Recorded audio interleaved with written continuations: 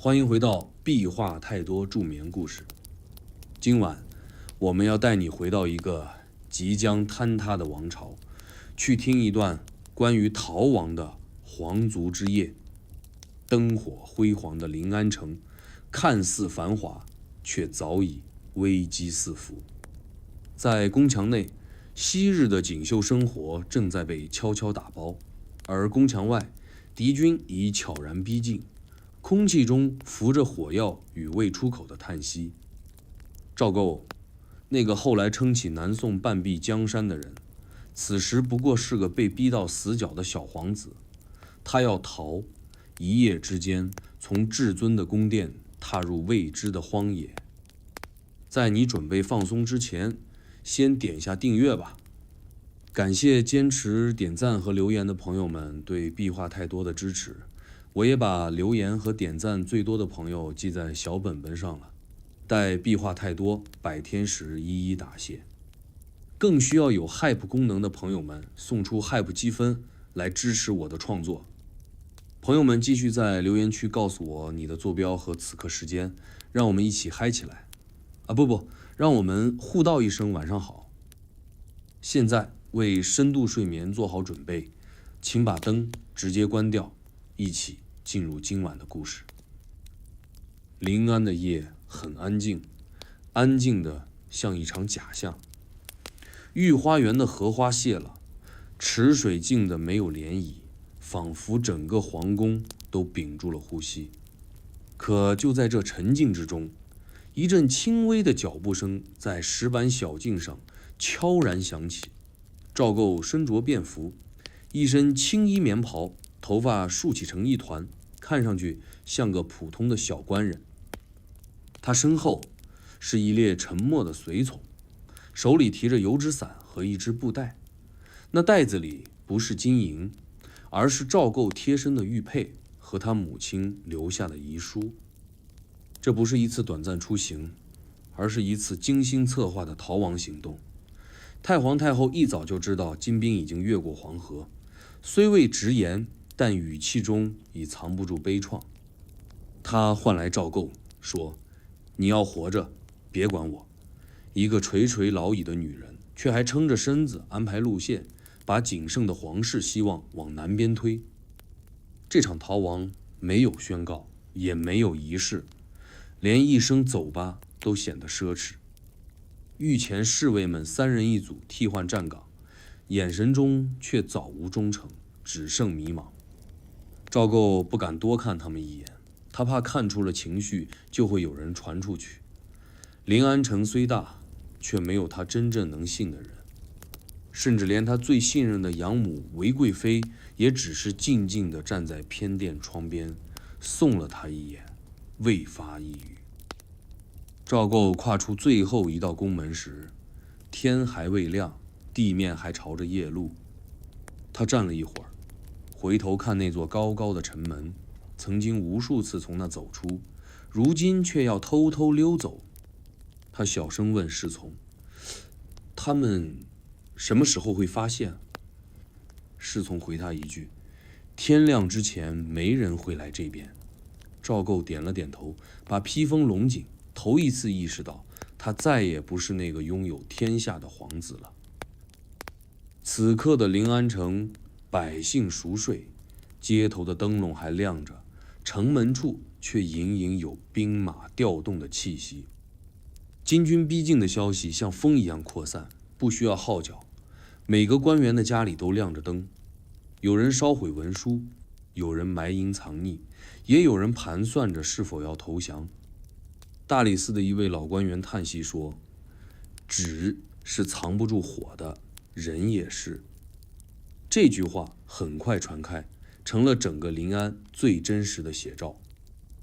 皇城的东侧是一座废弃的小门楼，早年为了防火增设，平日里从不开放，但太皇太后派人悄悄修好锁扣，在这夜里成了赵构一行的出入口。门一打开，一阵冷风灌入，赵构第一个走出去，身后跟着几名工人。他脚一软，踩进了门外的泥水中，那一下让他清醒的刺骨。几匹马早已备好，马蹄被包了麻布，不出声。夜色中，马匹的喘息声显得尤其沉重。这是一场不能失败的逃亡。如果赵构被抓回临安，那不仅是俘虏，更是象征大宋彻底投降。金人要的不只是土地，是血，是皇族的血。而赵构刚满20，却要在一夜之间背起整个国家的逃生命运。逃亡路线分成了3条，假路上安排了假皇子，真路上只有寥寥几人。每条路都有死士负责引导，太皇太后亲自点将，走对了就有希望，走错了不许回头。这话一说完，跪了一地人，都是自愿留下来做诱饵的工人。赵构看着他们，一个个低头叩首，没有哭声，只有手指深深扣进地砖缝的声音。马车摇晃，赵构坐在其中，头一次没有人伺候梳洗，也没有夜宵。他拿起那封母亲留下的遗书，里面只写了5个字：往南，往远处。南方，那是未知的地方，那是再没有宫墙，再没有权柄的世界。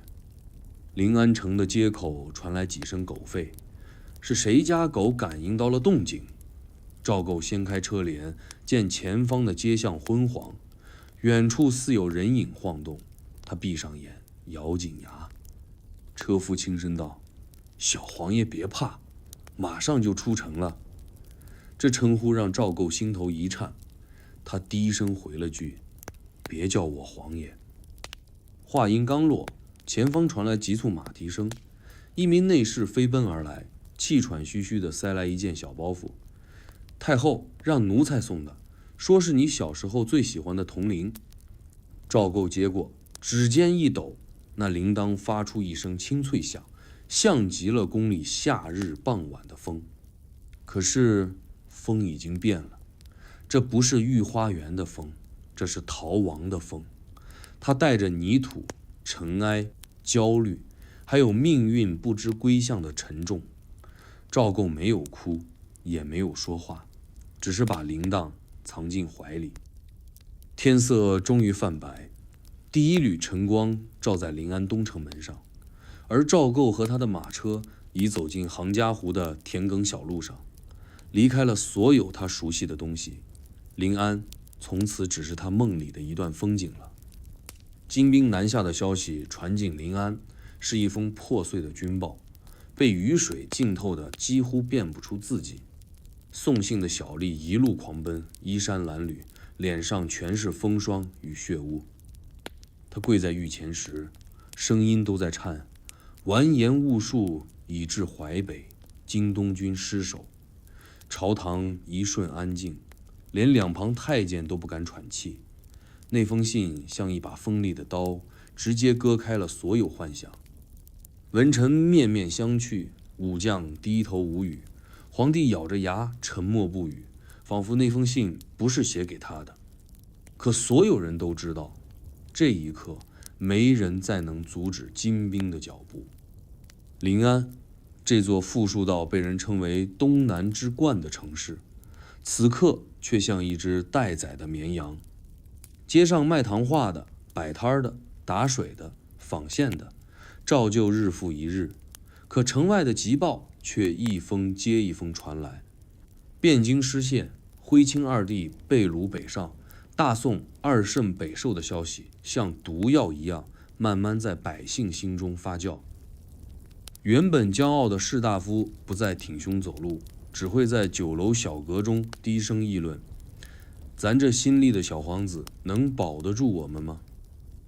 在皇宫内，一场集体晋升悄然形成，谁也不说破皇族即将出逃的真相，但每个重要人物的动作都在变化。翰林院提前遣散书吏，礼部不再校印诏令，太常寺甚至悄悄将祭器转入暗室。最敏感的是太医院，药材大量被打包送走，有人看到御医私下带着家眷乘船南渡，却无一人被拦。宫内外开始弥漫一种怪异的气息，不是恐慌，是一种更深的、快要崩塌的平静。而金兵那边却是雷厉风行，完颜兀术没什么花样，只取南宋要害。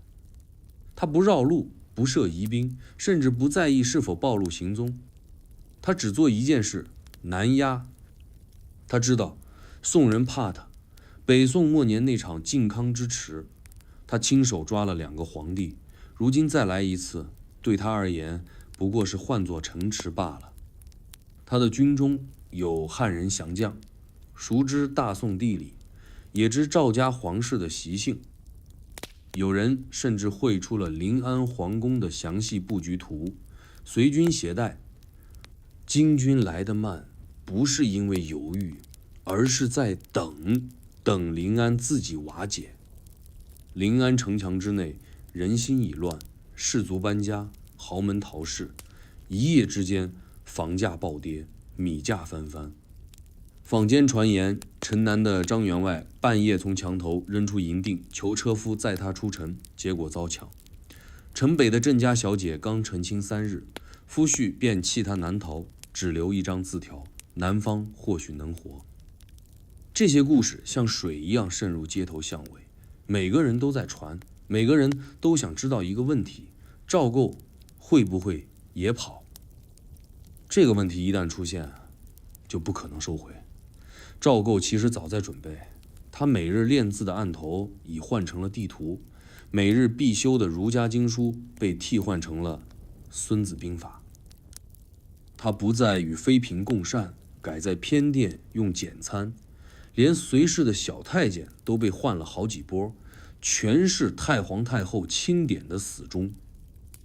而太皇太后那边则像一座静默的山，他把老旧衣物一件件缝补，又命人将30年前的出巡车架重新打磨。他知道，这是他这一生最后一次护送皇族了。赵构的手下也在悄悄运作。一位文官化名乘船南行勘察路线，一位宫女乔装成百姓，提前投诉几个驿站试水反应，一名禁军将领更是被派去安排沿线补给。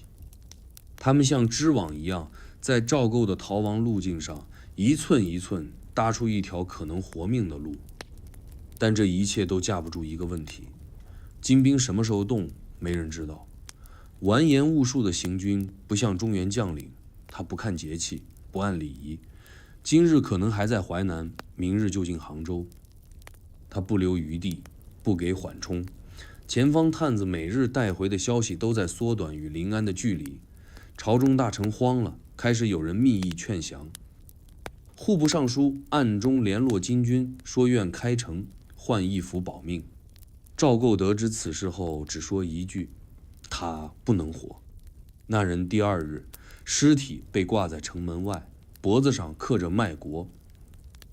风暴之前，总有片刻寂静。这一夜，赵构站在御花园的长廊中，看着水面映出月影。他身旁的内侍问他：陛下，明晚就出发，您怕不怕？赵构答：怕，可我更怕死得像我父皇那样被人压着剃发为奴。这句话说完，身旁所有人都安静了。他不是不怕，而是他知道怕了也得走。这不是赵构的逃亡，是整个大宋最后的逃命。远处城墙上火光渐亮，城门开始有人加强巡逻，一切都在悄悄转向紧张。太皇太后命人在宫门口贴出戒严3日告示，名义是驱役，实为断路。所有进出宫城之人皆需文书查验，任何异动者可斩。这不是为了防人进来，而是为了防某些人逃出去。他们要确保真赵构顺利南下，其他备份赵构则必须留在城中混淆视线。金军没来，临安却已先乱，小吏传错一道口谕，导致东门守军半夜动武，百姓以为城破，四散奔逃。一位书院先生在城头集书“国将不国”，结果被兵士当成奸细拖走。人们终于意识到，城破不是被攻破，而是被恐慌瓦解的。夜深了，太皇太后披衣坐在榻前，看着香炉青烟缭绕，她慢慢说：“赵家不该亡在这儿。”没人接话，因为她不是在问，是在交代。这句话就像是对整个临安说的，也是对整个大宋说的。御书房后方有一道门从不对外开启，门后是一条石砖铺就的暗廊，宽不过2人并肩。平日无灯，只有微弱天光能照进来，若不是知情之人，根本不知它的存在。那是一段皇族极少启用的密道，建于仁宗年间，为皇帝微行所设，但真正派上用场的却是这一夜的逃亡计划。这条密道将皇宫与皇城外一座废弃驿馆相连，穿越皇城地基下方的石渠与地窖。太皇太后亲自选用这条路，为赵构设计的并非唯一路线，而是一场充满机关与诱饵的假象戏码。他深知金人早已安插眼线，宫里的一举一动，几日后都能传到完颜兀术耳中。因此他决定，既然敌人一定要看，那就让他们看到假象。首先是假路线的部署。太皇太后命人故意将大量香包、衣物、大量军粮等装入数辆马车，光明正大从西门运出，车队浩浩荡荡，一路直奔钱塘江方向。表面是运送补给，实则是为皇帝出逃造势。这支车队中安排了一名赵构替身，挑选自相貌相似的宫中远房宗室，配以王帽礼服。马车四周护卫森严，一副隆重出行姿态。而真正的赵构则在暗夜中走的另一条方向，悄无声息。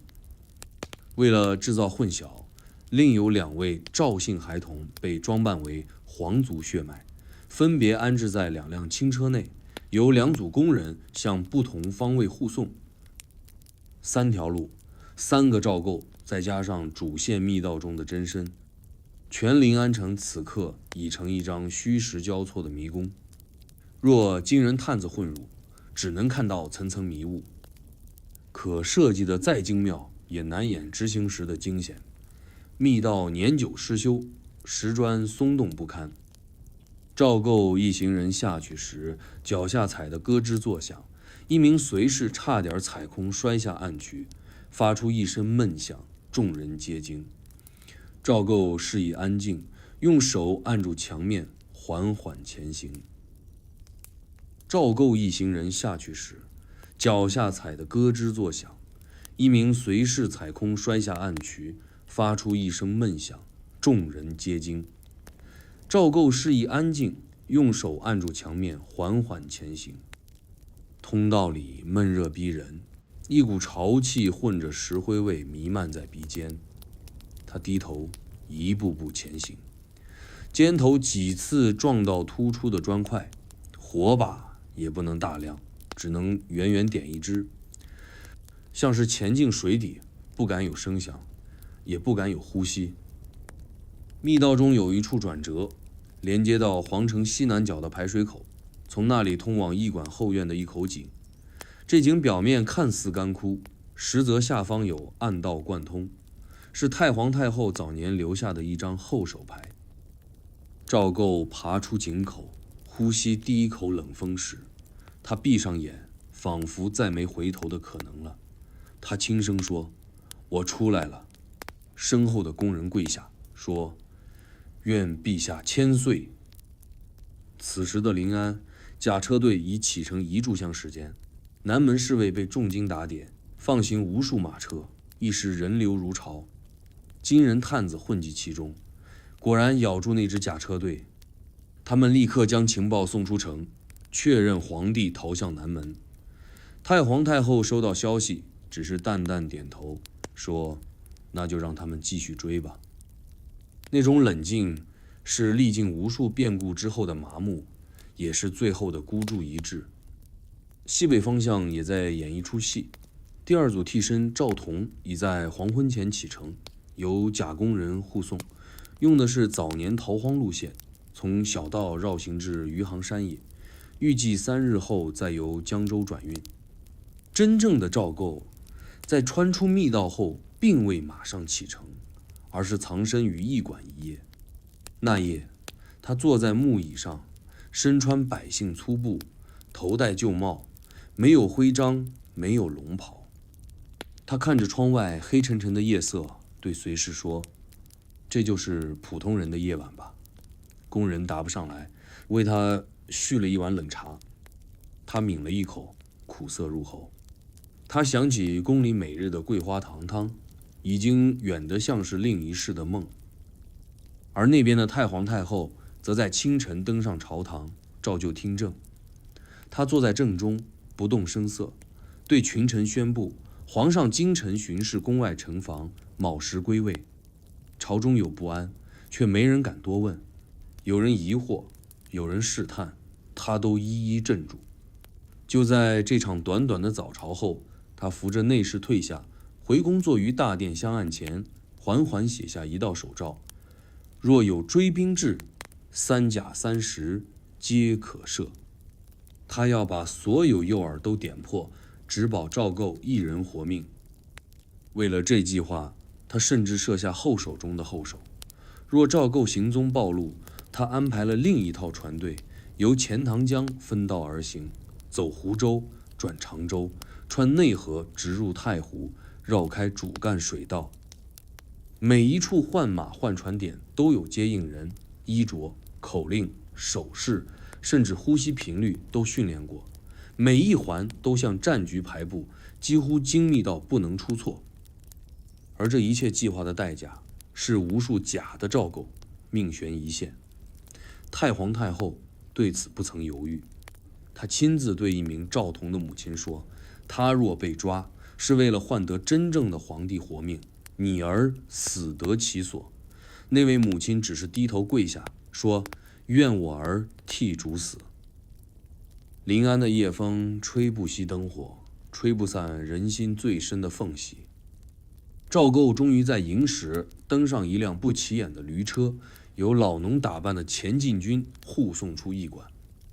路线是往城北偏西，穿田埂，经乡村，入浙西小道。那里没有大路，没有兵哨，更没有人能猜到皇族会选这条穷乡僻壤。车轮在泥地里吱呀作响。赵构不再是皇子，只是个被逼离家的逃命之人。一场逃亡由真假路线织成的网终于张开。金军此刻还在追逐南门车队，未察觉真正的目标早已离开。驴车越走越远，赵构回头看不见宫墙，看不见太和殿，只见青山隐约，早露沾衣。他低声念出一句话，是小时候他母亲教的：“避兵如避火，宁走10里，不争1步。”这句话如今成了他唯一的护身符。天刚破晓，空气中带着田野的湿气。赵构坐在驴车上，裹着一件粗布斗篷，背脊酸痛，脸上也沾着泥点。他伸手摸摸怀里的布包，里面不是书卷，也不是圣旨，而是一个塞得满满的皇族求生包。这些行李是他离宫前在太皇太后安排下亲自挑选、亲自打包的。乍看简单，实则讲究得很，因为每一样都藏着一个身份的代价，那是一个从天子变流民的过程。包袱并不大，只有半臂长，却被分成3层。第一层是最上面那层，看似普通的干粮和衣物，实则全部经过处理。粗布长衫已经剪掉袖口，模仿乡民穿法，几件灰蓝衣裳被洗旧，看上去毫不起眼。赵构不懂衣料，却能一眼认出这不是寻常布，手感细腻的过头。宫中裁缝早已将龙纹去除，用砂石打磨褪色，只留一片温润。这些布衣是赵构皇位的伪装，也是他求生的第一层面具。下层则藏着几样更要紧的物实：2柄精致小刀，1瓶药酒，2罐止痛药粉，1把袖中暗币，还有1卷看上去像旧账本的路线书。这路线书外包着羊皮，里头却画满临安以南数百里的驿站、水路、商道、庙宇与隐秘小道，甚至标注了某村中某姓可投宿，某口井边水质可饮等细节，堪比一部乡野生存手册。书的最后一页写了4个字：不得回头。而最底层则是赵构坚持带的几样无用之物，1块他母亲留下的玉佩，1枚带血的小佛珠，还有1条碎银链。这3样东西没有任何实用价值，却是赵构逃亡途中最不肯舍弃的私心。太皇太后曾劝他，若你掉进沟里，这些会要你命。赵构回道，但我若什么都不要，那我就不配做赵家人了。他知道自己不能回宫，但也不能彻底丢掉宫。除了赵构的包，皇族成员们也有各自的行李清单，但这些行李在逃亡开始后很快露出问题。一些贵人出宫时坚持带上银锭、绸缎、香料盒，甚至有一位宗室夫人偷偷带走金丝纱帐与2箱玉器。结果驼马在出发第2日便走不动，车队被迫弃物，众人一边咒骂一边扔箱子，谁也没心情顾惜往日风光。有人带的是实用之物，有人带的是面子。某位妃嫔坚持带宫里御厨做的腌笋干，说自己离不开这味道。结果3日后食物发馊，整车人染病，险些误事。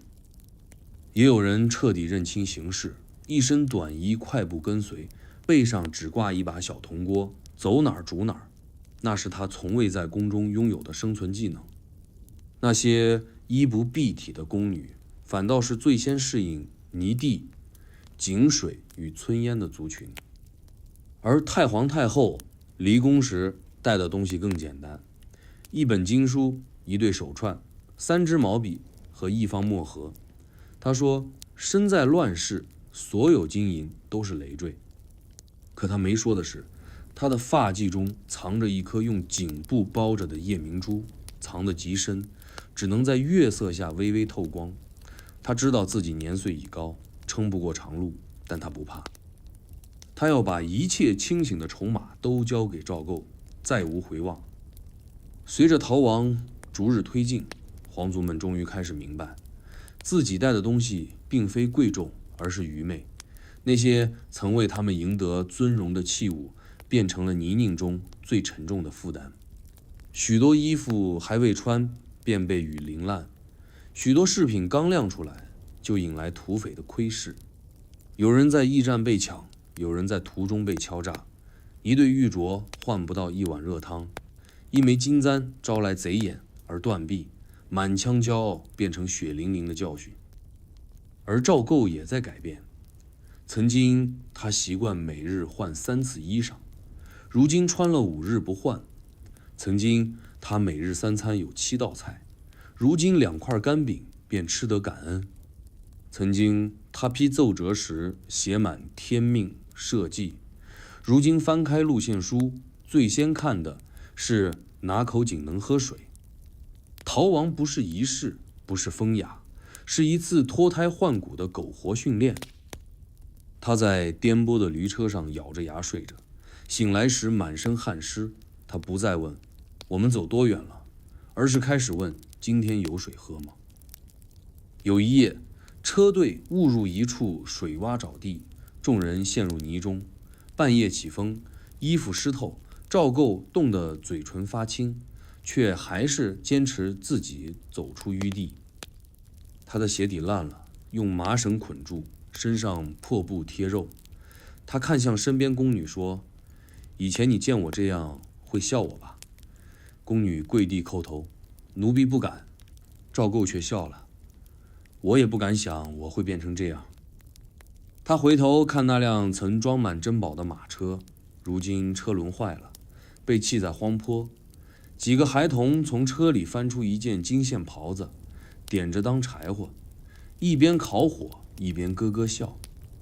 他们不知那是前朝皇子穿过的衣裳，也不在意，他们只在意这火能不能暖到天亮。赵构没有阻止他们，只是转头走了。他开始明白，皇族身份再尊贵，走出皇宫那一刻，所有人都只是一个要活下去的人。他必须轻装前行。他亲手割断马车上的帘幔，把自己的最后一件软皮坐垫也丢进火堆。那一刻，他才真正体会到舍是如何保全身的。此后几日，赵构再没提过宫里的生活，他不再回头看，也不再惦记带走的那些物实。他的行李包开始变轻，只留下必须的水袋、路线册和玉佩。他对工人说，这世上最重的不是箱子，是心。人只有放下才能走远。他再也不是那个坐在御案后面用宣纸批阅奏折的少年皇子，他是一个在黄泥小路上奔逃的流亡者，而他的包袱里不再是过去，而是活下去的未来。太阳升起时，临安城的南门依旧闭着，可东门却悄然开启了。那一刻，没有钟鸣，也无仪仗，只有一支不起眼的驴车队从侧门缓缓驶出。车夫戴着破草帽，脊背驼得像装满了秘密，身后紧跟几名步行随从，低头快走。他们不说话，只是默默向城外迈步。这个队伍就是赵构真正的逃亡队，没有旗帜，没有护卫，也没有王气，只有尘土与沉默。他们刚离开城墙，一箭之地，就已经像是被整个世界遗忘。出城的路并不宽，大道早被权贵车队占据，赵构这一行人不得不绕小道而行。他们沿着旧稻田边缘穿行，一路避开巡查，翻过几处废寺，穿过低洼水田。驴车滚过泥地时，发出不合时宜的咯吱声。赵构坐在车里，帘子未放，他想看清这逃亡的第一段路。天是灰的，田是湿的，远处有农人正挑着担子走过，看了他们一眼，又低头继续。没有人认出他，也没有人关心他的身份。这是赵构第一次离开宫城这么远，他看着四周低矮的屋舍，路边的菜畦，积压成群的泥地，仿佛走进一个从未触碰的世界。他从小接受的是帝王之道，习惯的风景是红墙碧瓦、高殿香炉。他读书时念的是天子牧民，可如今真正接触到民，他才知道自己读的不过是个空词。百姓的目光很真实，有警惕，也有冷淡，更多的是一种无所谓的麻木。他们看多了战争，看惯了朝代更迭，不再相信谁会救他们。赵构一行人投宿第一晚，就是在一户农家破屋里，主人姓王，是个中年汉子。见这队人模样怪异，一开始不愿开门。工人掏出银子，他摇头，又掏出铜币。他沉吟一阵，才说：一碗三文，水在后屋，自己烧，连柴火都得另买。他说完就走，没再看一眼。屋里黑，只有一根油星勉强亮着。赵构坐在炕边，脱下湿鞋，看着墙角挂着的几只破簸箕和一块写着秦字的木牌。他摸了摸那块牌子上的灰尘，心里泛起一种说不出的感受。他忽然明白，那些在朝堂上弹民情的臣子未必真的懂民情。工人奉茶，他没接，说：我自己来。于是起身倒水，第一次为自己泡一壶茶，水有点浑，味道却比御茶清冽。第二天清晨，赵构听到屋外鸡鸣，他披衣出门，看见那位王姓农人正在院中喂猪。他轻身走过去，想搭句话。那人抬眼看他一眼，说：你们看着不像做买卖的，像是逃难的。”赵构没有答，只是点了点头。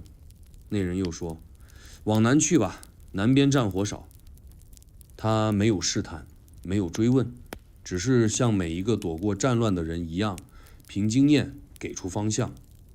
赵构回到屋内，心里默念：“他看得出来我们在逃。”这让他紧张，也让他惊醒。他开始意识到，自己的这张脸，哪怕去掉了所有尊贵装饰，也不是普通人的模样。他太干净，太笔直，连手指的姿态都带着公平规训。他必须再藏得深一点。他命随行工人剪短自己的发角，甚至脱掉内衣，换上村民旧衣。他对自己说：“今天你不叫赵构，你就是一个路过的姓张的小商人。”接下来的几日，他们穿过几个村落，一路上开始出现大量流民，多是从北方下逃来的老百姓。他们拖家带口，或挑担，或推车，沿道而行。有人手中抱着哭闹的婴儿，有人推着奄奄一息的老母。他们看到赵构的车队，有的避让，有的打量，也有几人上前求水。工人一开始犹豫，赵构点头，给。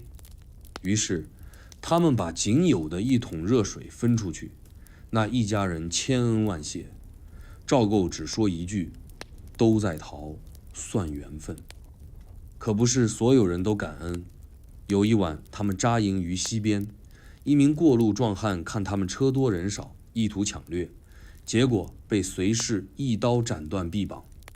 那壮汉临死前咒骂：“你们这些人，穿得破，心还贵。”赵构听完，久久无语。他在火边坐了很久，才低声说：“他骂得对，身份不是衣服能换的，他刻在骨头里。他再怎么隐藏，那股黄气终究不是一朝一夕能抹平的。”第5夜，他们投宿一间小庙，庙中供奉的是土地公，香火已断，破瓦漏雨。赵构躺在蒲团上，听着庙外雨声滴答。他闭上眼，想起御书房中那口铜钟，宫墙中夜晚从不湿冷，而此刻的他却像一只野狗一样缩在角落。他不敢开口问这算什么，因为没有答案，只有风雨，没有归途。但也正是在这一夜，他突然意识到，这就是他要的答案。他若还活在宫中，便永远不会知道临安之外的样子。他如今才知百姓如何生，如何苦，如何逃。他也才知自己真正的责任不是守住宫殿，而是活下来，活成一个能带着众人活的人。当夜色最深时，赵构起身走到庙门前，雨打湿衣襟，他举目看天，乌云密布，看不见月。他轻声说：“我不再是那个皇子了。”说完转身回庙，第一时间取下了腰间玉佩，收进行囊。那不是丢弃，而是他知道从今往后他得靠脚走路，而不是靠玉认人。他们终于离开临安的边境，再也回不去了。那是一段最狼狈的日子，马匹瘦得连背脊骨都凸出来，工人一夜之间学会了捡柴、生火、舀井水，连赵构自己也从每日3次洗脸的皇子，变成了用脏水搓手都要省着点的逃命人。他们不再说陛下，不再说龙体安康，不再鞠躬行礼，而是低声说：“快点，小心，别喊。”身份在风沙里磨得干净，只剩下活着2个字。第一场彻骨的冷雨，把他们从逃难的幻象里狠狠扯回现实。山路泥泞，驴车侧翻，赵构跌入一沟积水中，全身湿透。工人想扶他，摆手说：“别拉我。”他自己一边颤抖，一边挣扎着爬起。水从袖口滴下来，像是从头发里渗出的羞耻。有人看见他指尖发白，牙关打颤，却忍着没出声。没人敢帮，因为他不想被帮。他们躲进一处废屋过夜，屋顶漏雨，墙角长满青苔。几位随侍宫女抱着湿漉漉的被子，苦熬到天亮。早上却有人发现一位年幼的小侍死在屋角，蜷缩成一团，没人敢哭。赵构也只是看着那孩子的脸，闭上眼低声道：“把他埋了。”这句话说完，他在门口站了一刻，深吸一口气，才又踏上路。这场逃亡不只是身体的摧残，更是尊严的拆解。那些昔日锦衣玉食的宗室贵胄，在山野田间一夜之间化作尘土。赵构记得出发前还有位远房堂弟非要带上金线软被，怕睡不惯粗入。结果到了第3天，那人直接扔了被子，抢别人的草垫。还有位宗父坚持每日要洗头，背着2罐香露水，几日后头上长湿，自己剪发流泪，说这辈子从未如此难堪。但难堪是必经之路，身份并不能挡风，更不能御寒。曾有一晚风雪交加，他们一行被迫停留在荒野，木柴已尽。赵构脱下外袍说：“烧这个。”众人一惊，那是他唯一一件尚未污损的宫服，绣有暗纹。赵构笑了笑，这衣服只在宫里有用，在这儿它不值一根柴火。他亲手将它投入火堆，看着火光跳跃，他说：“别再管什么龙袍了，火热就行。”许多官员无法适应，原本身为朝中重臣的几位尚书，在途中病倒，不是重伤，只是吃不惯，睡不好，再加上心理崩溃，有人开始喃喃自语，有人彻夜惊叫。赵构不得不下令暂留2人于后方庙宇，等人来接应，其实是放弃了他们。他明白，拖着他们前行只会害死更多人。生存是残酷的筛选，而这些日子的另一种煎熬是从不被看见到被人看不起。他们一路伪装商旅，但气质举止终究掩不住。曾在一个集市上换粮，有村人小声议论：“你看那人走路都不沾泥，肯定不是本地人。”也有人看他们吃饭不加酱菜，竟生出敌意，装什么高贵，穷成这样还挑嘴。赵构听见这些话，忍着不发怒，低头扒完那碗冷饭。他知道他不能再有怒了，再贵的人，饥饿时也只是一个嘴巴。他们还遭遇了几次地方小股山匪的拦截。有一次夜路过桥，一伙人伏击抢掠，赵构带着众人连夜躲进竹林，工人腿被划伤，他脱下自己的裹脚布包扎。那一夜无人睡，全靠湿树叶做床。黎明时，有位宫女突然哭出声来，说：“我再也走不动了。”赵构没说话，只蹲下背起她。他那时的肩已经被驼包磨烂，走不稳，但他背着她穿过那段路，全程未言一句。后来那宫女被送走，他始终没再说过一句话。有一次路过破庙，有老和尚见他们狼狈模样，施舍了几碗热粥，众人感恩戴德。那和尚看了赵构很久，问他：“施主身上有煞气，是杀意未清，还是执念未断？”赵构一愣，低声说：“我只是想活。”和尚却摇头：“你不是只想活，你想扛着命活，那是最重的因果。”赵构不懂，只是双手合十。那夜，他梦到御花园里开满红莲，风一吹，全化灰烬。几日后，他们终于翻越第一座大山，正式进入浙西地界。山风呼啸，寒意彻骨，站在山顶可以远远望见江南水网。赵构望着那片远山层叠的土地，轻声说：“那边就是我要落脚的地方。”身边人说：“是归宿。”赵构却答：“是战场。他知道这不是终点，只是逃亡的一段开始。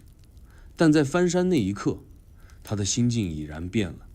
他不再是要逃出去，而是要走下去。逃亡不再是羞辱，是重生。有人问他：陛下，我们还会回临安吗？赵构没有回答，他只是看着山下那一片晨雾说：等我站得够高，再回头。那一刻，他不再落荒，只剩前方。他的落魄不是放弃，而是蜕变。他们在一个小村停下，那是逃亡路上的第一宿，真正扎稳脚跟的地方。不是投宿于破庙，不是藏身于林地，而是第一次走进普通百姓的屋子里，真正靠讨口饭吃度过一夜。这个村叫上湖，村口种着几棵老柳，路边的牛早已习惯陌生脚步，只是抬头看一眼，又低头嚼草。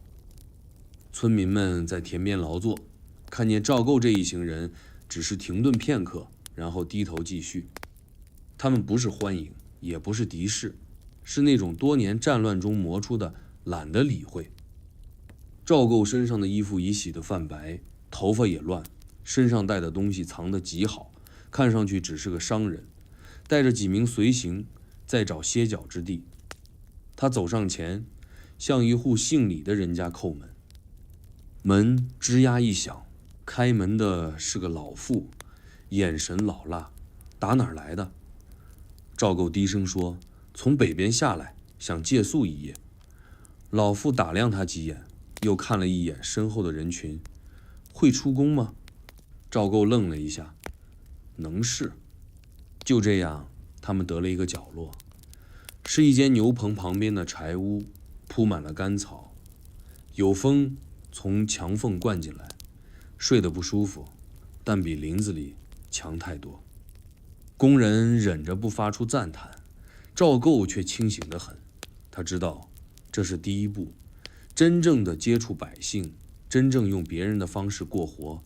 他要忍下去，不是装，而是过。第二天一早，他们被叫去挑水。赵构亲自扛桶走到村边小井，一脚滑进泥里，满身湿。他站起身时，全身酸痛，腿一阵发麻，却咬牙扛着那桶水回去。途中，一个小孩子看他，嘲笑：这人不会挑水。赵构听见，没说话，只是走得更快。那孩子的母亲赶紧拉住他：别乱说，那是大人。赵构回头微微一笑，然后转头继续走。午饭是在灶前帮忙换来的几口饭，是糙米加野菜，没有油盐，连热气都不多。但赵构吃得极认真，吃到一半，他忽然看着那碗饭说：这才是真饭。工人不懂，他也没解释。对他来说，这是他活到今天第一次不是被人伺候着吃，而是靠自己劳动换来的。他终于在民间咬下第一口真正属于人的饭。但不是什么人都欢迎他们。同村的几个年轻人开始警觉，他们看得出这群人举止不一般，说话带规矩，眼神干净的不像下层百姓。他们怀疑这些人是不是逃官、逃役，甚至私藏朝廷密室。有人偷偷盯梢，有人试图套话。赵构被问时，只说自己是布匹商人，家破人散，带几个孩子逃命。那人冷笑：商人能有你这副脸？赵构低头，也不算什么商，只会说几句书话罢了。对方见他不再多话，骂了一句就走。赵构知道，再多一天恐怕就要出事。他转头和随行说：今晚歇完，明日一早走。但这短短一夜却留下太多印象。那个农妇给他们烧饭时，看见其中一位随行吃饭太慢，上前就拿走了碗。你这人磨叽！那随行吓一跳，习惯性行礼恕罪。农妇一愣：你干啥？磕头！这一刻，两个世界短暂交汇，像两片从不相交的大陆，突然被风吹到了一块儿。赵构那晚在屋外坐了很久，他看着院子角落的母鸡啄虫，看着土灶里火星跳动，听着风吹破布的声响。他忽然想起宫里金钗殿外的风铃，清脆如玉，如今却只听得破瓦挂绳噼啪作响。他低声说：“百姓活得也不容易。”他第一次不只是知道，而是感受。他看见了生活的重量，而不是数字与奏折。他真正走进了人间。半夜时下了一场小雨，雨不大，却把他们的柴房浇得彻底湿透。工人们坐在墙角发抖，有人感冒，有人脚肿，赵构也冻得直哆嗦。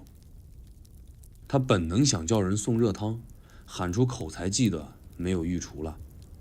他看着地上那堆已灭的火堆，慢慢起身，去外面翻了一些没湿透的柴，又拉了破布来裹。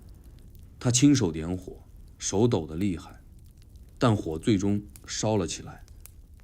他坐在火边，望着那些人沉沉睡去，嘴角第一次露出一点笑。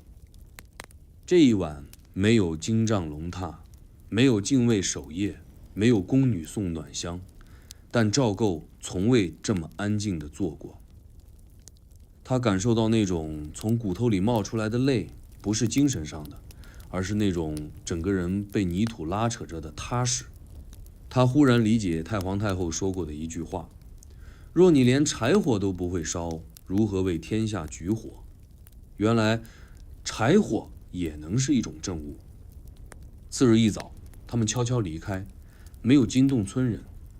赵构留下几枚铜钱，是前几日换得的一点民间资产，还在门口摆了半桶干柴。他没有写字，没有留言。他知道自己还不能太显眼，他只是转身轻声说：记住这地方，日后若我还能回来，要亲自谢他们。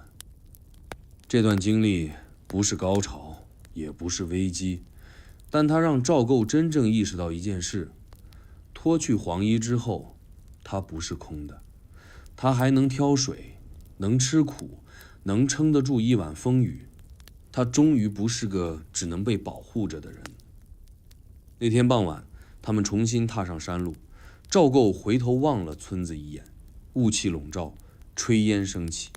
他知道那不过是千千万万个村庄中的一个，但对他而言，是重生的第一站。他心里默念：天下是由这些人组成的，他们不需要神仙皇帝，只求不要再有拖累他们的人。于是他走得更稳了，脚步变沉，背不再直挺，而是微微弯着。那是他第一次像一个真正的百姓走路。他们走得愈远，沿途愈加破碎，不只是路，连秩序也破了。逃亡队伍从最初的20几人，慢慢分出几条支线，故意分散，以避目光。但即便身在隐秘路径，工人的仪态，贵人的口音，车马的布置，依旧透露着属于皇家的不自然。这一路，谁都不敢多言，谁都知道，外面的危险远不止金兵和流寇，更来自同行人之间的不安。第一个崩的人是刘飞，他是赵构的远亲，自小在宫中养着，生得端庄体面。出逃时坚持带上10几口随婢，不愿与其他妃嫔同住。刚开始还强撑姿态，夜宿时也不肯在地上坐，只让人在破庙中设了草毯与香炉。可逃了不过10日，身边人陆续倒下，香炉丢了，衣服湿透，再无热食。他开始风言风语，哭闹着说有人在毒他，甚至指控另一名贵人偷了他的玉钗。赵构被惊动，过去看他。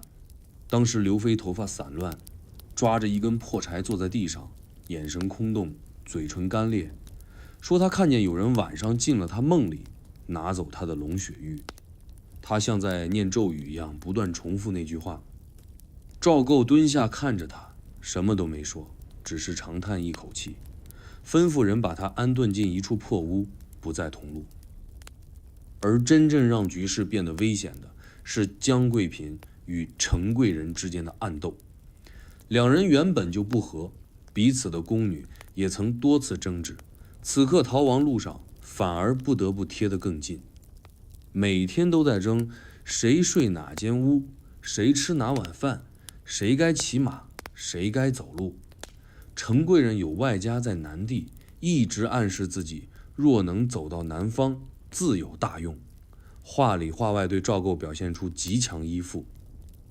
江贵嫔见状，故意在夜宿时给赵构送热汤，还让自己的宫女清扫地面，以表敬意。赵构不是不明白，他看着这几位女子在颠沛中仍勾心斗角，心里不是愤怒，而是疲倦。他不想理，但也知道不能放任。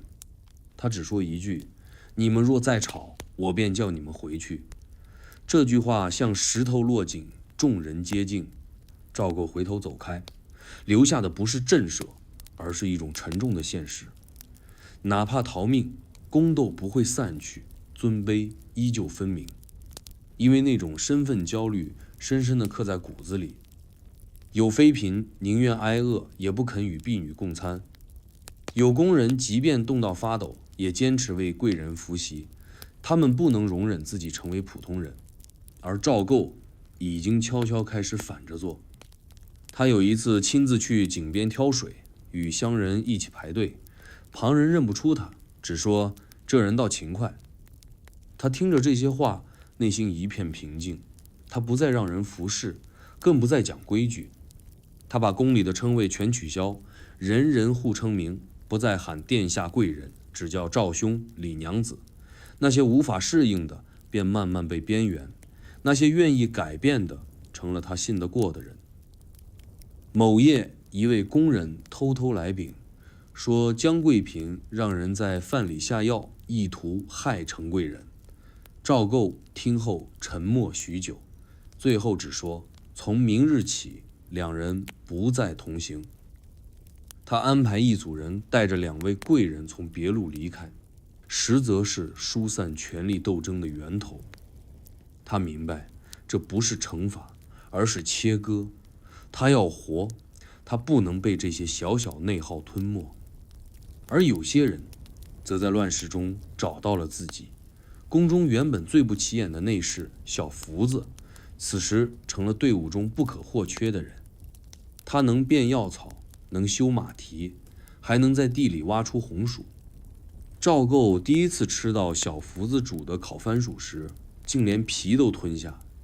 他拍了拍小福子的肩，说：“你若早出宫，怕是能做3县之长。”小福子憨笑：“奴才本是苏州小厮，只因家穷才进宫。”赵构点头：“如今你是带着我走的人。”那一夜，小福子哭了。他说这话比封他大官还重。这场逃亡正在悄悄改变每一个人，有的从尊变贱，有的从奴变主，有的人放不下身份，有的人早就弃了他。赵构看着这些人，看他们在风雨里暴露本性，他终于明白，宫中教的礼法规制，此刻皆为浮云，真正让人走下去的是人心。队伍开始变得紧凑，赵构每天安排轮换守夜，定量食物，不再许人私自脱队。他身边只留6、7人，都是他亲自挑过，能共苦之人。他说：“这不是出巡，这是行军，不是皇族避乱，是大宋未来的点火之队。他要用这一小队人从泥里重新走出一个大宋。”有一次夜里，赵构听见有人低声念《论语》，是江贵嫔在令禄屋中自言自语。他没过去，他只记住了那句“人无远虑，必有近忧”。心中一紧，他明白自己没有太多时间，再这样下去，不是被敌人杀死，就是在自己的队伍里慢慢耗死。他要走出这段宫斗路。他要从皇宫走进民间，从皇子变成领路人，从躲避死亡变成直面命运。他不是逃命，是在寻找下一条生路。而要做到这一点，他必须清空旧制度，清除旧势力，哪怕那是曾经为他梳头、送汤、唱曲的人。于是他下令，所有人从此不许再以旧称呼去称呼彼此，再喊娘娘、妃子的逐出队伍。有人不服，他就说：若你认为你贵，那你独自往南走，我不拦你。那人愣了，没有人真敢独自走，没有人真敢脱离队伍。这就是赵构的赌，他用活下去的恐惧换来掌控。他终于不再是那个被左右的小皇子，他成为了这支队伍的真正主心骨。而这一切的起点，正是那些在逃亡途中仍不停斗争的后宫残影。宫斗没结束，只是被现实碾碎。他们不是在斗宠斗权，而是在斗谁还不肯低头。而赵构已经低下了头，却抬起了脚往前走。天微亮，林中雾未散，一支人马悄然穿行于栈道之间，马蹄裹步，脚步轻巧。他们不是商旅，不是官兵，而是一支特殊的小队。前头一匹小骡，背上驮着一个布包，包里裹着一个安静的孩子，约莫11、12岁，脸色苍白，睡得极沉。没人唤他名字，因为这个孩子从今天起有了一个新的身份——赵构。他当然不是，他姓赵，却非皇脉，是宫里随赵姓宗族一起被圈养的备用者。宫中这种备用孩子并不少，为的是天子无嗣或乱世避位时，有人能顶替尊号。他们从小被教皇室礼仪，穿着吃食皆照嫡子标准，只是不见光，不入宗册。赵构是他们的样板，他们是赵构的镜像。现在，这个镜像要被推上前台，因为真正的赵构已经南下，而金兵逼近，临安城不能没有皇帝的影子。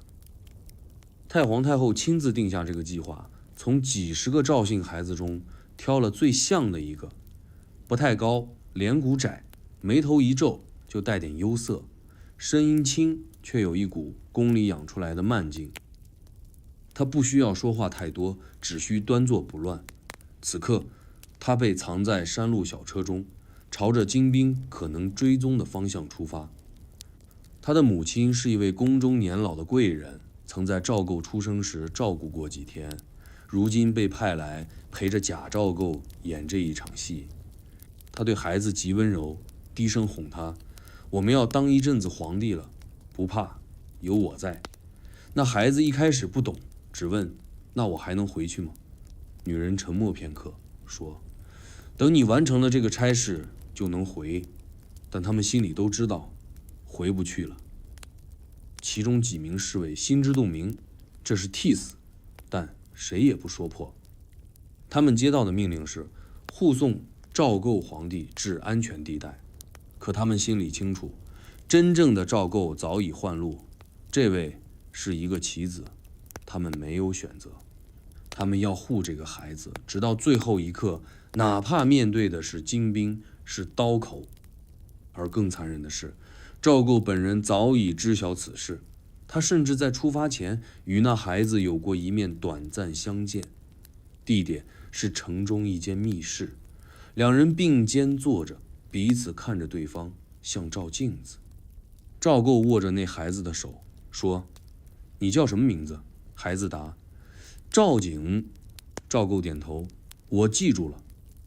他沉默片刻，说了一句让所有在场人都无法回答的话：如果你活下来，你就是我；如果你死了，我才有命。赵景眼神晃了一下，低声应了：是。赵构把一块玉递过去，那是他母亲留给他的。他说：带上它，他们会信。赵景接过玉，手抖了一下，收进怀中，再没拿出来过。他们出发那天，赵构站在远处的树后，看着那队人马远去，直到看不见。他一言未发，只转身离开，身影更瘦了几分。他不是冷血，他只是知道必须有人替他死。他若不能活，那一切计划、牺牲、安排全无意义。他必须活到能真正带出南宋中兴之日。这支小队并非真正往南，而是故意转向东南，穿过几座荒山小镇，制造赵构曾经过此的假象。他们沿路留下蛛丝马迹，投宿、买粮，甚至留下一封谕书，宣称将重整江山，择日御敌。这些安排像一场被编排的剧，目的只有一个，让金人上钩。而金人确实咬了。探子传信，赵构未出境，藏于东南。完颜兀术亲自派出一支精兵，绕开主力，直扑那一带小镇。一时风声再起，局势更加紧迫。而就在这场皇帝狩猎游戏展开的同时，真正的赵构早已穿越浙西营谷，向南接近温州水路。几日后，那位赵构被金军包围在一座荒村，士兵冲破屋门，看见那孩子身穿黄衣，抱着玉佩，眼神直直看着他们，没有哭，没有逃，他只是坐在那里，像真正的帝王一样。金兵一时间不敢动，直到一名老将认出他手中那块玉，大喊：“真的是他！”于是长刀落下，整个屋子血溅3尺。那孩子临死前没有喊叫，只紧紧握着玉佩。他完成了任务，带走了赵构可能被抓的所有风险，他的命换来了一条真正的活路。消息传回，临安一片沉寂。太皇太后听闻后，只说一句：“好孩子。”然后伏案良久。他没有哭，只让人把那孩子的族谱调出，悄悄在赵氏一支下补了一笔：赵景，字不详，卒于靖康，乙未年，殉国。而真正的赵构在几日后终于知道此事。他静静看完那封信，手中玉佩还在，只是轻轻敲在木脊上，发出几声脆响。他说：“他成了我，我要活着，替他活。”这场替死不是阴谋，而是命运安排中的冷酷一环。皇权从来不是一个人的荣耀，而是一群人的牺牲。赵构知道，他的命不再属于自己，他肩上背着那孩子的死，太皇太后的布局，所有人的信，他不能再有退路。他再一软弱，所有人便白死。那晚他烧香，烧给赵景，他跪了很久，没有说话，只在香灰落尽时低声说：“你活过一次，你就是皇帝。”从此，赵构再未提起替身2字。他开始真正以一个唯一的赵构自居。他不是幸运逃出来的孩子，而是背负天下的活口。替死的赵姓孩子留在历史里没有名字，但正是因为他的死，赵构得以活着走向南宋的未来。而历史这条路从来不是公平的。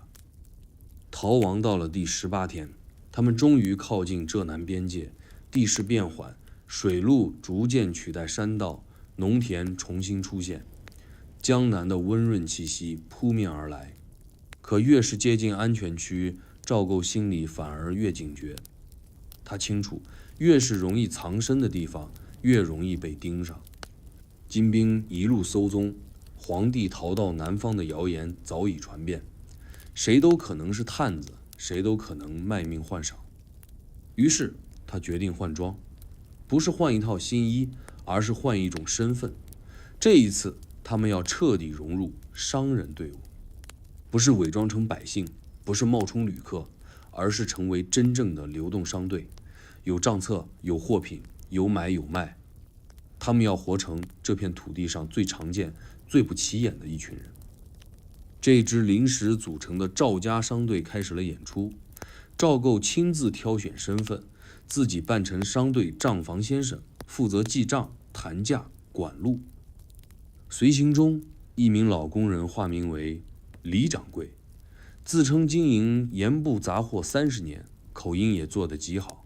小福子负责装货、搬货，还得时不时扮作发脾气的粗人，为商队制造生活气。他们准备了几箱布匹与香料，多是从途经的小镇高价换来的，看上去就像真正的商货。第一次试水是在一个小集镇，他们推着车，牵着驴沿街叫卖。赵构坐在摊后，戴斗笠，持算盘，眼神微低。他亲自敲算盘珠，喊价也拿得起，落得下。一个村妇上前挑布，赵构微笑招呼，还与他讲了一句当地俗语：绸缎看水光，布头拈手凉。女人一愣，笑着说：你这人嘴快，倒是像老商人。赵构点头，小本生意，图个实在。那一刻，他感到一种久违的安全感，不是靠侍卫包围，不是靠身份威压，而是靠藏在人群中的平凡气味。他发现，躲过金兵最好的方式，不是逃得远，而是像水那样混入土壤，流进人心。可人群中也不是全无危险。有一次，他们在集市边摊歇脚，一名陌生汉子上来套话：你们从哪儿来？带这么多货，不怕路上出事？那人眼神锐利，话说得不重，却句句试探。赵构察觉异常，装作哑巴，只摇头不答。那人盯了他许久，冷笑一声离去。赵构低声嘱咐：今晚换路。他们连夜改道，从集镇背后的林中绕行。次日清晨，果然听说集镇有人失踪。之后几天，他们一路穿插于村与村之间，贩卖、交易、捕获。赵构亲自学会怎样讨价，如何认钱，哪种米重，哪种水轻，甚至能听懂菜贩的吆喝声区别。他不再只是个皇子，他变成了赵掌柜，一个走南闯北、话不多、算得快的账房。他说：我若不是皇族，或许真可以做个商人。可他不是，他始终清楚自己肩上不仅是命，更是责任。于是他开始借商为政，每到一个村，他都找机会与村老闲聊，从米价问到税法，从水源问到吏治。看似无形，实则暗记。他心中逐渐描绘出一张真实的南方图，不是地图上的山水，而是百姓眼里的谁在管，谁在抢，谁还信赵家。某日傍晚，他们途经一处祠堂，看见墙上贴着告示：北兵将至，朝廷命百姓自保。落款却不是赵构的名义，而是以地方势力写的自封公告。赵构看了，眼神微沉。他说：南方未乱于兵，先乱于心。他忽然意识到，金兵南下虽凶，但真正的威胁是赵家名号渐失。若再不露面，他即便活下来，也不过是个逃亡的废军。可他不能轻举妄动，他还未站稳，身份一旦暴露，全盘皆输。他只能继续做赵掌柜，继续在江南的商道上摸索。这时候，他的商队逐渐吸纳更多人，有在路上失家逃难的孩童，也有愿以计换食的穷户。赵构从未拒绝，只要愿守规矩，便可同行。他说：不问来历，只看脚力。就这样，一支杂牌商旅慢慢变成一股流动的力量。他们不像兵，也不像民，却越走越稳，越走越远。他亲眼看见一对夫妻为了一把油伞争吵，最后男的把伞让给女的，自己失意赶路。他感叹：百姓虽苦，心还热。他也亲眼看见有人为半袋米杀人，转身后又向尸体磕头。你活不下，我也活不下。这就是人性，既有光，也有恨。他开始记录这一路上的点滴，不是以帝王之言，而是以旁观者。他每天晚上在破纸上记下3件事：一是今日走了多远；2是百姓可食与否；3是心中有无杂念。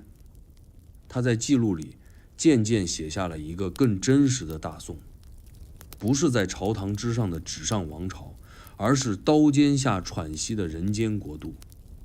最后一晚，他们抵达温江北口，准备乘舟入闽。他站在岸边，看见江水蜿蜒，帆影渐起。他回头看那队人，早已不像逃难，更像是流动的小市镇。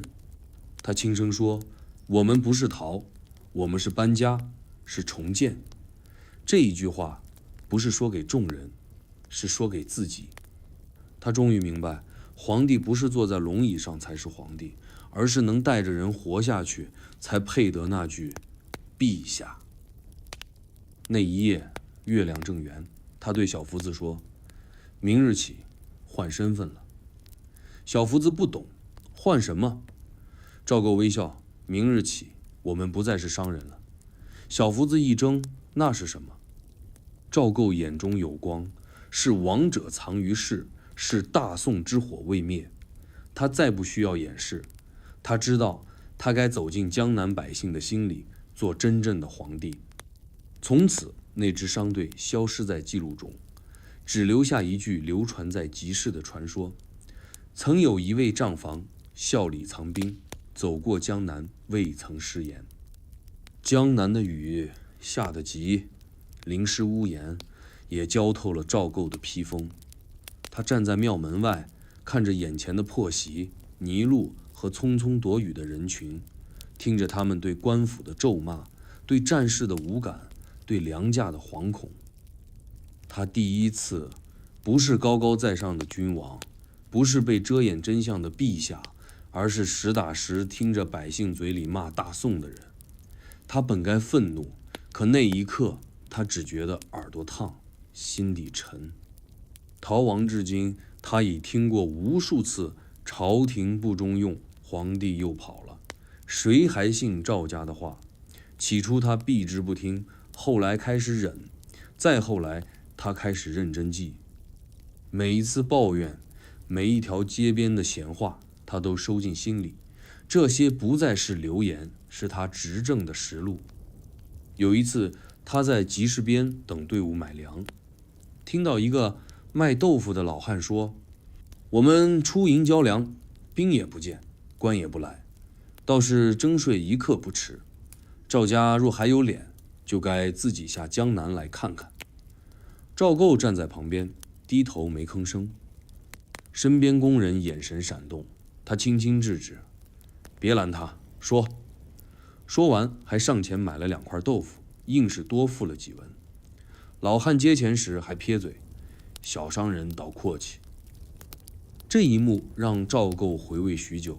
他忽然发现，民间的冷眼比精兵的铁骑更沉重。百姓不是恨他赵构，他们甚至不知他是谁。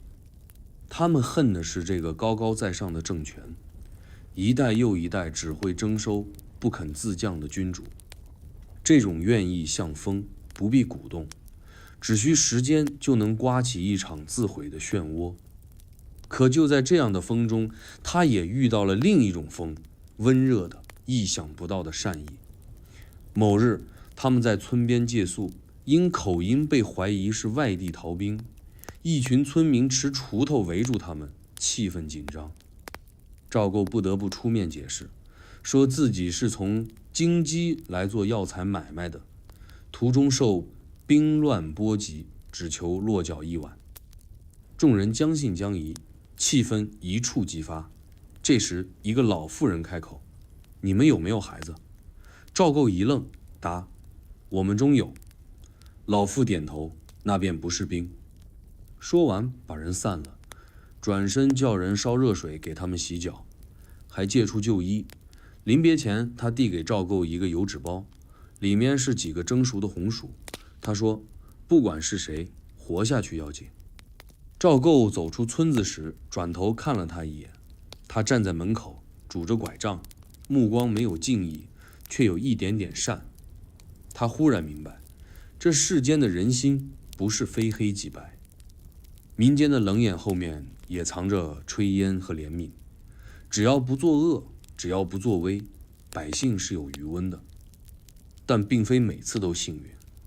有一次在桥头，赵构一行被一群自发巡查的地头人拦下，他们认出车队中某人穿着略显不俗，硬说是逃官，要带去见本地寨主。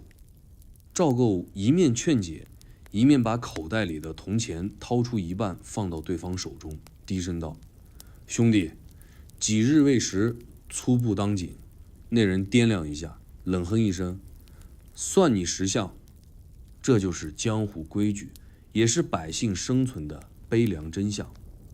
赵构走后沉默许久，他问自己：若我只是百姓，我会帮我吗？他给自己的答案是：我若看不见希望，不会。他终于理解，为何有些人宁可投敌，宁可做盗。他们不是不忠，而是太久没有人保护他们。但即便如此，仍有人为他点了一盏灯。那晚他在破庙宿夜，有书生看出他神色不同，试探地问：“阁下识文否？”赵构微笑答：“略识。”于是书生取出一页残章，念：“兴百姓苦，亡百姓苦。”赵构轻轻接上：“唯有亲身知，方能救之苦。”书生一怔，先生也是心中有国之人。赵构低头一笑，心里有，但未敢言。书生未追问，只起身一礼。翌日他们分道扬镳，庙前却留了一纸字条：“先生若有日登高台，愿寄江南百姓冷饭一碗。”赵构收好字条，珍藏至州行。那段时间，他开始意识到，南渡若能成，不只是要兵马粮草，更要重新赢得人心。赵家不是靠龙椅治国，而是靠老百姓嘴里的那句“赵家还算有良心”。他要做的第一件事，不是复国，而是复姓。于是他开始主动施善，沿路每得余粮，分与同行队伍；路遇流民，愿带一程就带。看到村中缺水，他叫人帮疏井口；遇孩童啼哭，他掏出干粮递过去。他没说自己是谁，只说我们是过路商。但那一颗颗小火慢慢烧出了热度。他听说有户人夜里为他点了灯，说虽然不知他们是谁，但是个有理的账房。也有人说那位赵掌柜看着不像坏人。他第一次觉得做个好人也是一种执政，即便没人知道他是皇帝，民间的冷眼与热饭就这样交替出现。赵构从起初的尴尬到后来坦然，他学会接受咒骂，也学会感恩温情。他明白了一个铁律：百姓不是天生忠君，而是看你有没有良心；不是天生服从，而是看你有没有担当。他在心里悄悄定下誓言：有一日，我若能立国，一定先立信；我若能立信，定先下心。因为他知道赵家不是靠姓赵才能传，而是靠心中有光。那晚他看着一碗热粥，里面只有些芋头与糙米，却喝得比宫中燕窝更香。他举碗向天，低声说：赵家不绝，就靠这碗粥了。雨后初晴，江南的小镇一夜之间被洗得通透。石板路上的青苔湿漉漉，街口的桑树冒出新芽。赵构一行抵达一个叫白水的地方，不大也不偏僻，刚好藏得住一支疲惫的队伍。他们原计划只歇脚一晚，却没想到这里将成为一次至关重要的信任测试。原因是有人找上门了，不是金兵，不是官军，而是几位旧臣。确切来说，是曾在朝中有职，如今隐于江南的士大夫。他们或因避乱而来，或因失事而逃。此时听闻赵掌柜的商队里藏着一位不同寻常之人，便悄然前来探望。第一个到的是前礼部侍郎贺承简，曾参与赵构登基仪式，对赵家忠诚多年。他一见赵构，畏言便跪：“臣本已绝望，今得一见，陛下死亦无憾。”赵构赶紧扶他：“贺老莫跪，我不过是一商旅。”贺承简苦笑：“您再否认，臣也认得您眼里的骨气。”这一跪，跪出了整个队伍的震荡。紧接着，另一位旧识户部郎中韩孝之也来了。他不同贺承简那般激动，反而十分冷静地问：“陛下，如今意欲何为？复国、潜藏、自立？”赵构一愣，答：“尚无定计，只求活命。”韩孝之却摇头：“那不行，您若只是求生，便是负了天下亡国人。”赵构被这句话击中，他看着眼前这些曾在朝堂上与自己分列两侧，今日却衣衫褴褛、眉发苍白的旧臣，心中五味杂陈。他们的忠诚不只是对皇室，而是对大宋这两个字。可也正因为如此，他才必须更谨慎。他低声问：“你们愿意再追随一个无国无君的天子吗？”贺承简答：“我不追随天子，我追的是大宋的气。”韩孝之却更直白：“看您手有没有招兵的力，嘴有没有服人的胆，心有没有容众的量。”这几人没有空谈情谊，而是当场提出方案。如今江南各地散兵游将极多，若能聚之，可得一小军。又说太湖一带商贾勾结强人，不满官府，若有人主持正义，或可为用。甚至更具体到：“您现名声未显，不宜高调，可先见行在，借用朝廷名义为南宋之基。”赵构听得眉头紧锁，他原本只想着逃命，可旧臣一来，他便站到了一个不能退的路口。他可以继续潜藏，但那就是永远的流亡者。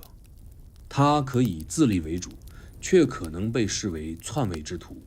唯有真正凝聚旧臣与民心，才可能走出一条合法的南宋重建路。可他也清楚，重建路不是想就能成。他问：“你们愿跟我吃苦吗？这不是开国，是捡命。”贺承简答：“大宋若亡，开与捡又有何分别？”这句话让赵构彻底定了心。他召集旧臣几人，在白水镇后庙设了一场秘密小会，没有仪仗，没有诏令，只是一张残桌，一盏旧灯。他说：“我赵构今日在此，不为天子之资，只为生者之道。愿随我者，不问过去，不计功名，只论愿否，与我共重立此朝。”众人皆应愿。会议持续至深夜，最终定下数条关键方针：一、不以复位自居，而以续命立足；二、不盲动军力，而以文通商道，养兵于民；三、设义仓，复书塾，以振人心；四、日后归政之时，再定正朔，绝不先称帝。这套思路心稳也给足了赵构时间，他不是要一朝翻盘，而是要做100年大计。他说，大宋不是在北边丢的，是在南边守住的。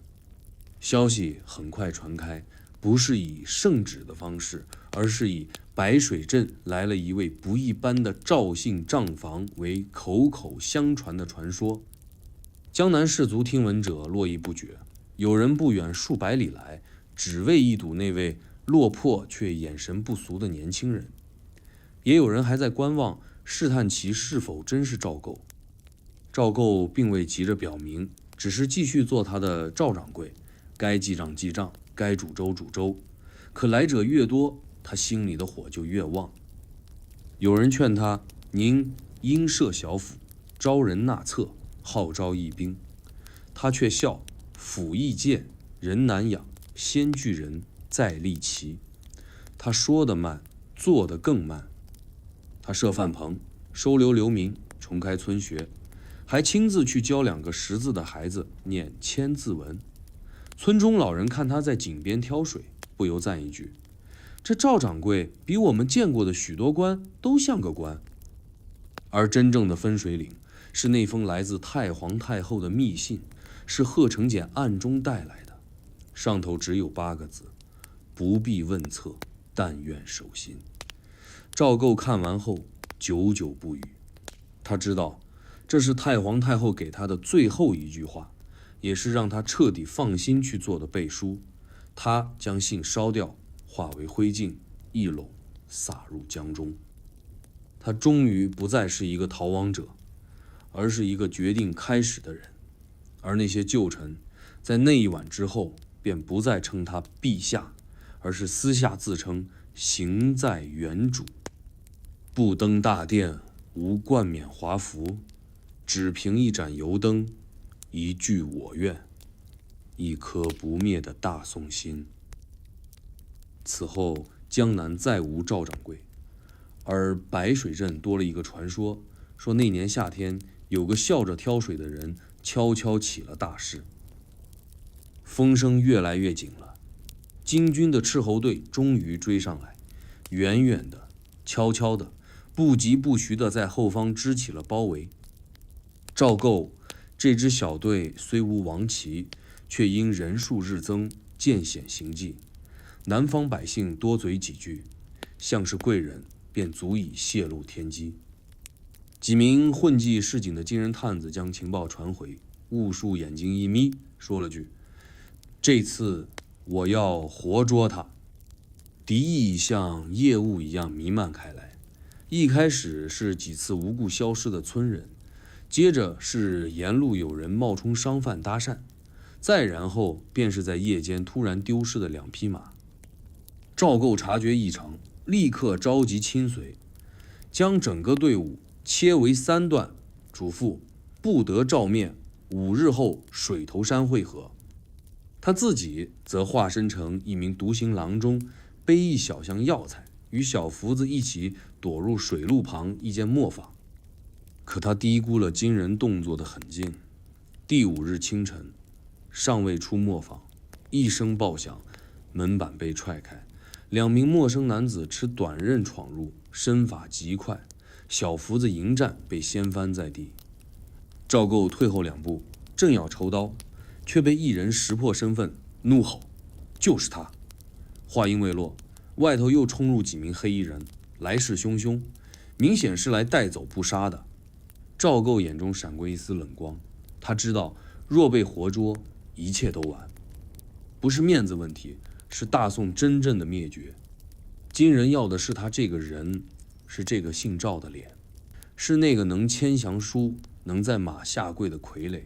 他宁死也不能落入他们手中。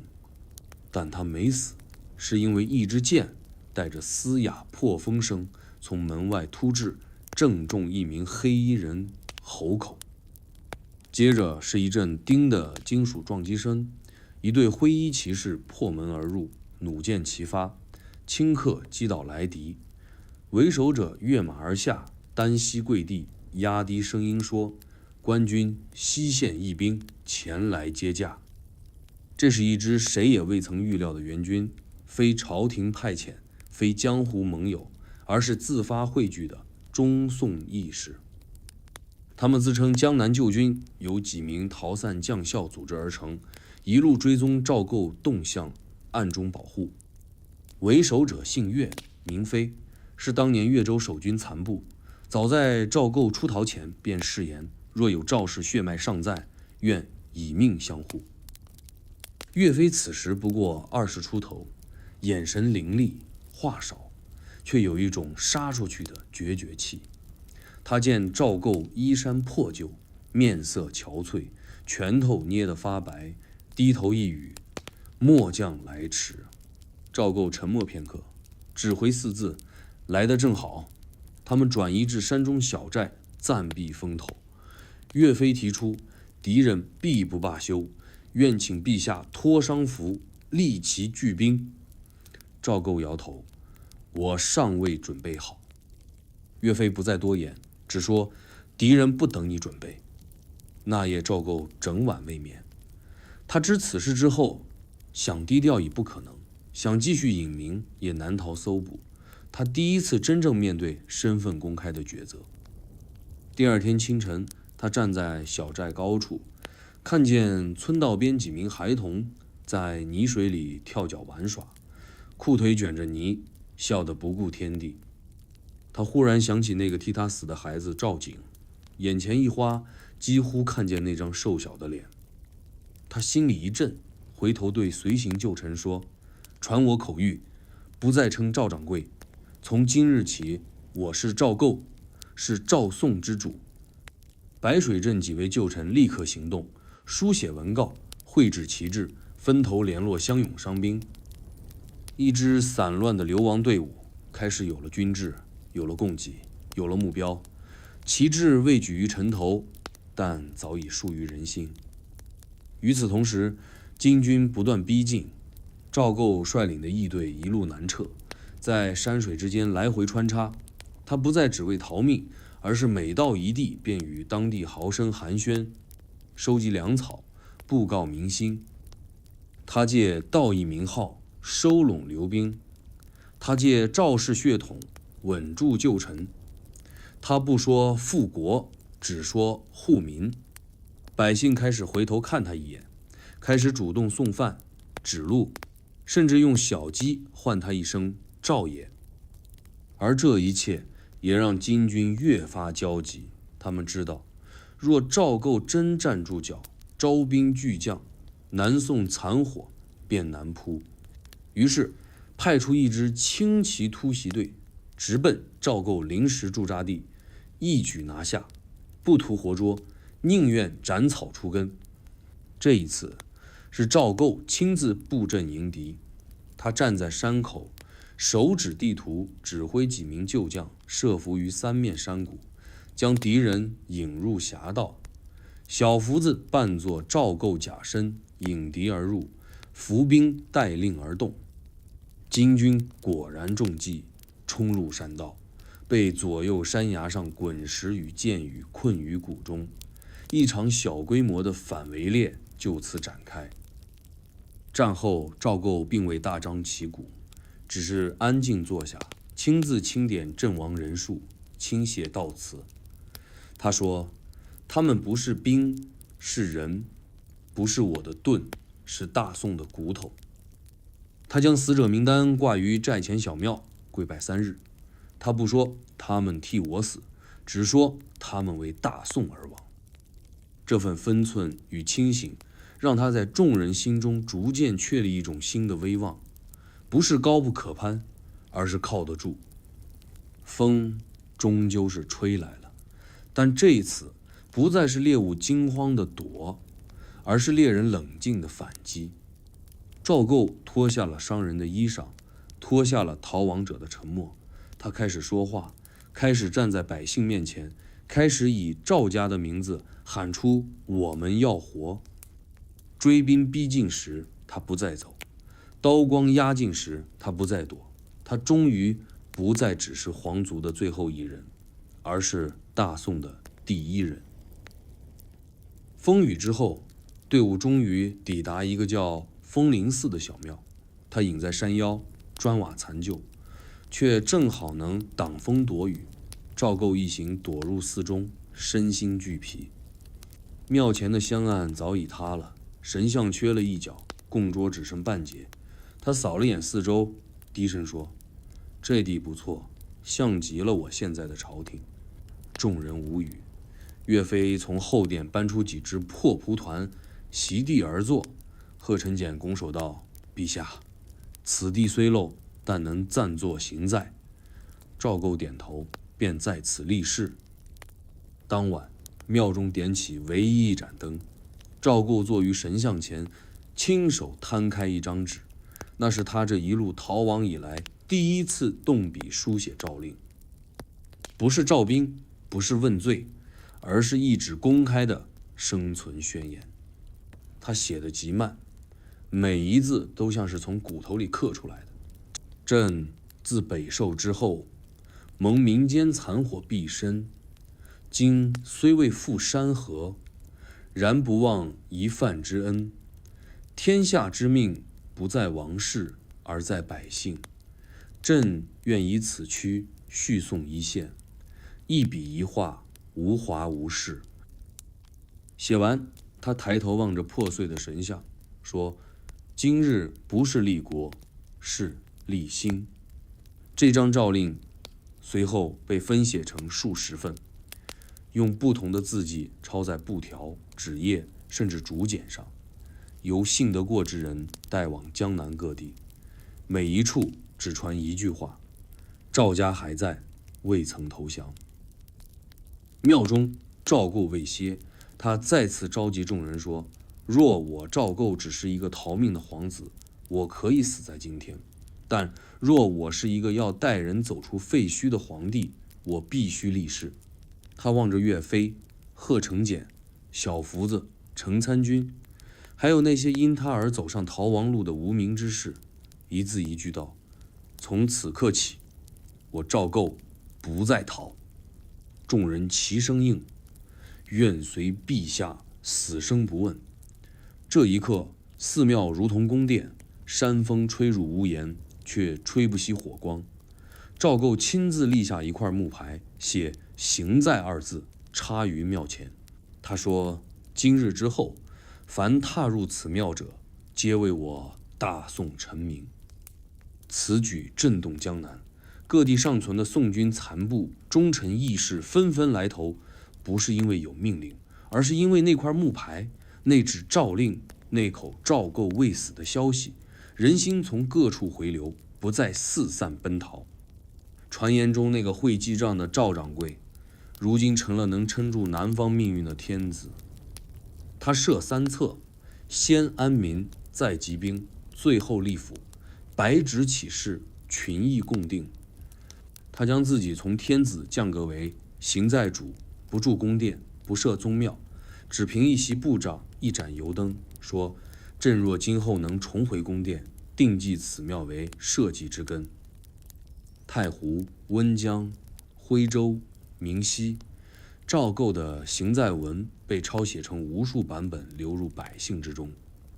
有人夜读而泣，有人看后自刎于家门，说：“我家死于靖康，不愿等死。”也有人开始主动献粮、送马、借地。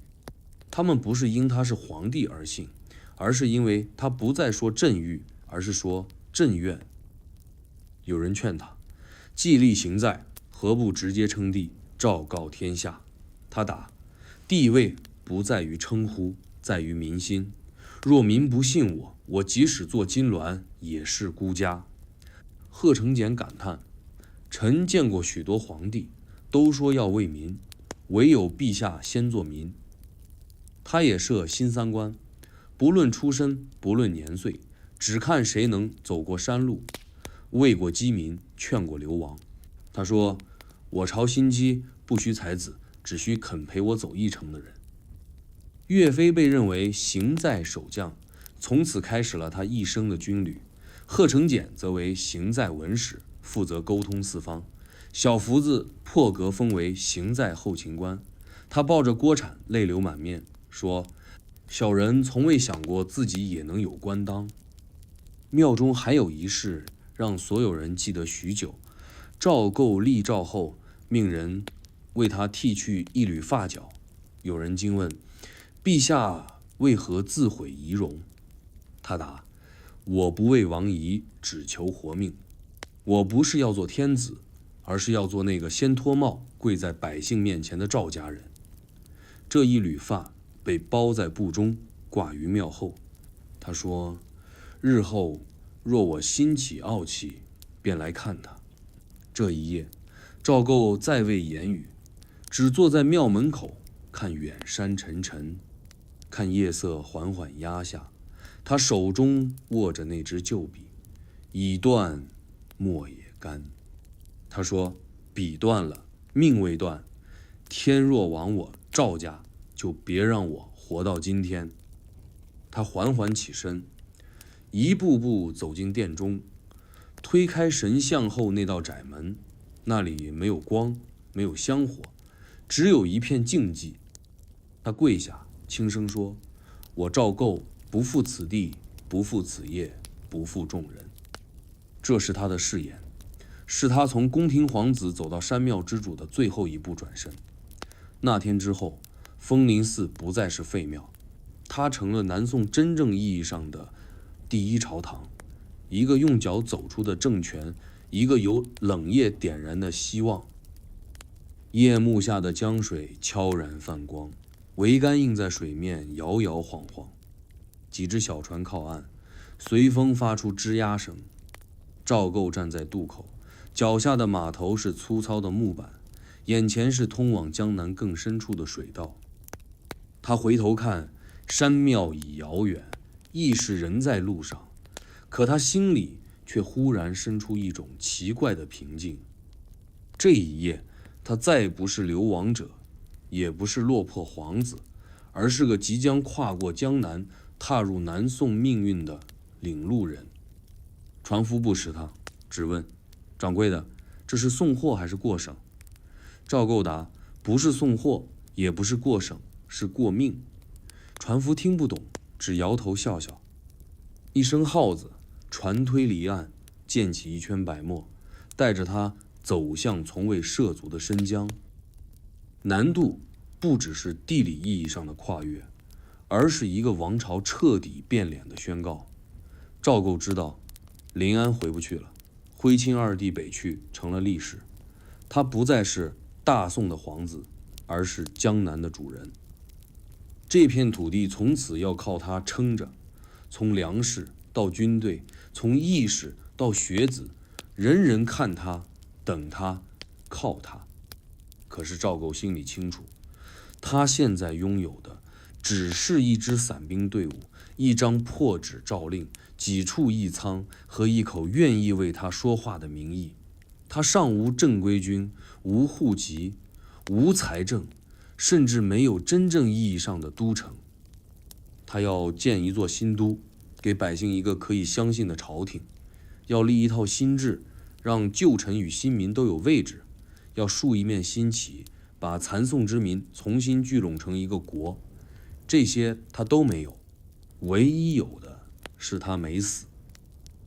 船行入夜，江风拂面，小福子坐在船尾守夜，岳飞靠着桅杆小憩，贺成俭正提笔抄写誓言，而赵构独自坐在船头，远处渔火点点，偶尔传来橹声。江面安静的仿佛从未有过战乱，仿佛北边那场山河之劫不过是一个遥远梦境。赵构不动声色，眼睛却一直盯着水面。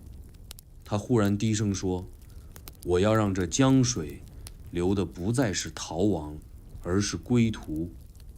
他掏出那枚一直贴身带着的玉佩，早已失了光泽。他翻来覆去的看，又拿起船上一个木篾，将玉佩牢牢绑在船头。他说：走到哪儿，他就看着我。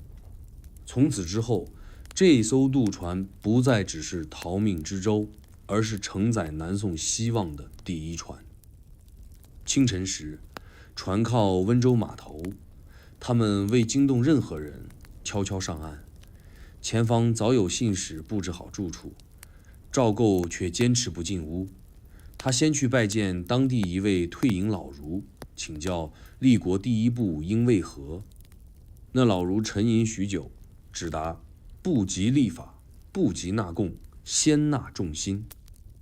赵构深深一礼，说：正合我意。他回到驻地，第一道命令不是建朝堂，而是设义田。他下令将部分行在粮草分拨本地灾民，自贴赵构私赠，并在每一袋米上写江南卫气。百姓见此，有人哭，有人拜，有人只是默默记下赵构2个字。他的队伍再次扩大，不是靠招募，而是靠百姓一口一口送饭换来的信任。他说，有多少人愿为我送一顿饭，日后就有多少人愿为我护一座城。岳飞提议扩军，他却说，先扩义仓，再扩军营。在温州立稳脚后，他定下4条南宋起步策：一、不称帝，只设行在，以牵手带为尊；二、不强征民兵，以愿者为主；三、不搜户夺田，先赈再筹；四、不建金殿，先修书塾。众人皆疑，如此能成国否？赵构笑，我不求立国，我求众心成国。而最关键的一步，是他第一次公开现身于百姓面前。他选在江边一个渡口集市，亲自出面发米赈灾。当他走上高台那一刻，四周先是静，再是动，再是哗然。有人认出他是赵构，有人还不敢信，有人跌坐在地大喊，皇上还活着。赵构举手示意安静，他的声音不高，却穿透人群。我不是皇上，我是你们的邻人，是那个没能保护京城，但还愿意陪你们过冬的赵家人。全场寂静，接着是一声啜泣，再来是一片跪下。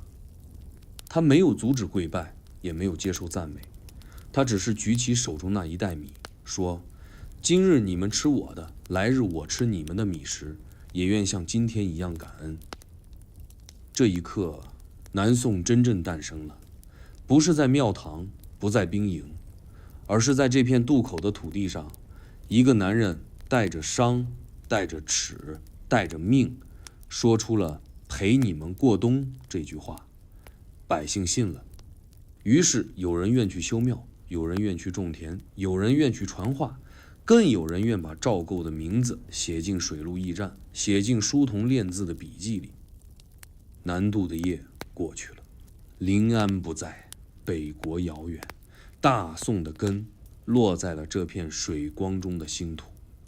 这一切仿佛都已走远，夜深了，灯熄了，江风拂过山寺，也拂过你的窗帘角。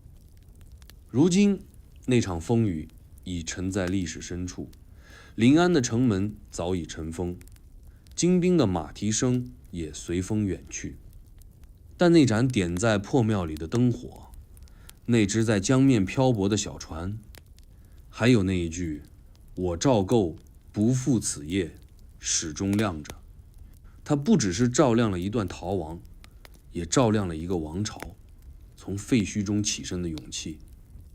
所以啊，如果你今晚也有点冷，有点累，有点想逃，不妨闭上眼，想象自己正站在那条船上，风吹过你额头，水声在你耳边悄悄说，你还活着呢，一切都还来得及。你不是孤身一人，历史也曾陪着赵构走过黑夜，那么此刻也会陪着你。